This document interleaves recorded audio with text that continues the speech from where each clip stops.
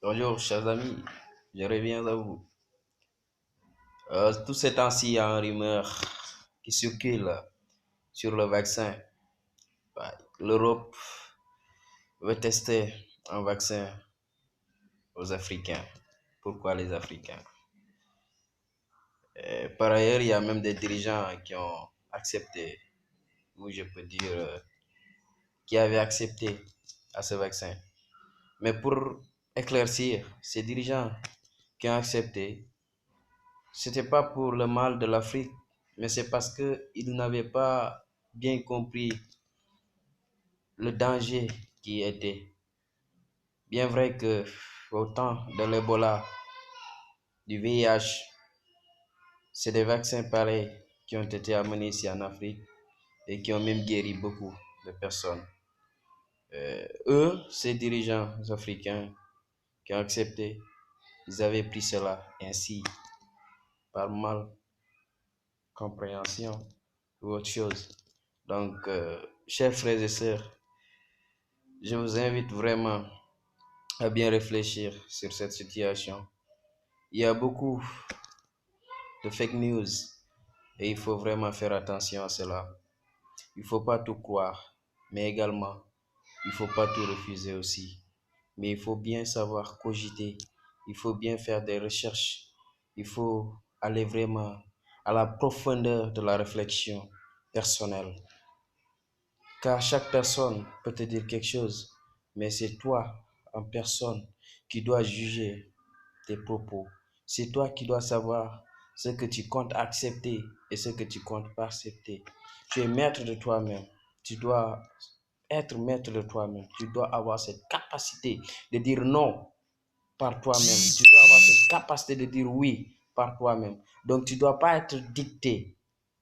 Chers frères et sœurs, je ne suis pas là pour vous dire faites ça, ne pas faire ça, mais essayez quand même de penser par vous-même, de savoir choisir le bien et le mal. Au-delà de cette situation, de ces polémiques, de ces débats, ces vaccins, moi je pense que c'est un perte de temps.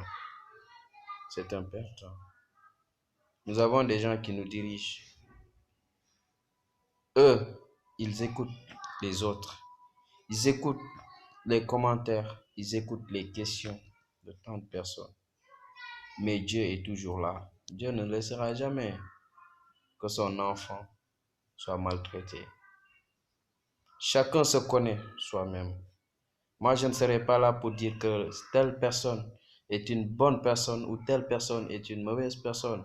Mais connais-toi toi-même. Tu connais tes erreurs, tu connais tes fautes. Mais tu peux refléter quelque chose de bien. Alors que dans ton cœur, c'est pas ce bien qui est là-bas. Qui peut voir, qui peut connaître ce qu'une personne pense dans sa tête? Mais quand même, ayons vraiment le courage de se connaître nous-mêmes avant d'aller à l'extérieur. Connaissons ou nettoyons notre intériorité. Changeons nos vies, changeons nos cœurs, changeons notre manière de penser. L'argent, on l'a trouvé ici. L'argent, on le laissera ici, mes chers frères. Nous travaillons matin, midi, soir. Même oublier qu'il y a notre Seigneur qui est là. Il est là, le Seigneur. Il veille sur nous. Il est toujours là. Il nous accompagne. Il ne faut pas refuser cela.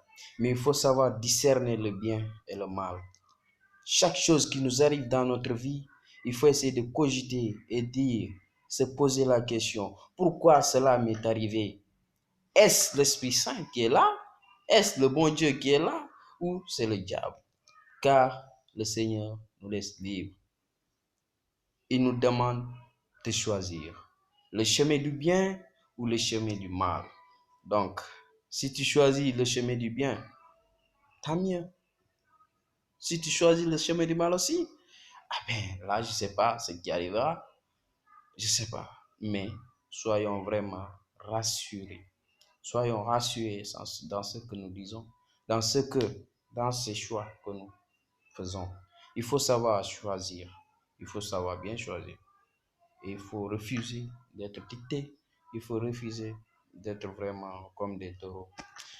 Alors, merci. À tout à l'heure.